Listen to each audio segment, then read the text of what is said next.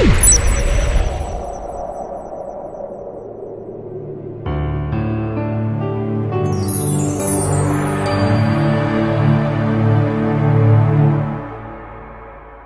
ups and lunges, okay, we're getting a bit more specific to running now. The movement is very similar between a step up and a lunge, especially a backward lunge. So if you imagine I could be on a step right now, or I could just be on the floor as I am. Again, we're working on the balance now at the top of the rep. When we come down, so whether I'm stepping down off a bench or just onto the floor, again, I'm not doing this, okay, it's just my knee shooting forward. I'm leaning forward so that I can reach the back foot back and keep this lower leg relatively vertical, okay? So when I come down with that back knee, I've got about 90 degrees at the front knee and at the back knee and almost at the hip. So I shouldn't be leaning too far forward once I get back into the lunge.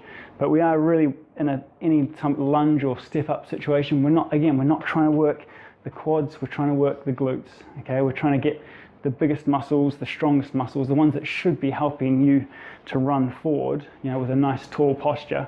We're trying to get those stronger, get more fibers working for us when we run. Okay, so your lunge, step up, just controlled back and strong up. At the top, we're really trying to extend the hip, so we're using those glutes all the way to the top to get the pelvis neutral before coming back into the next rep. All right. I'm a little bit meaner with my lunges than I think Connor is. So I have one that I love to give out to runners. Again, you're starting with nice wide, deep lunge. Your front knee is at 90 degrees. This is your stability knee with my exercise, okay? Your feet still need to be hip width apart. One of the biggest mistakes I see with this is people come in and they cross their feet over and then they go, this is really hard, and they're doing this lovely ballet movement, and no. Okay, so keep it nice and wide. You've got the back leg back, front leg is at 90.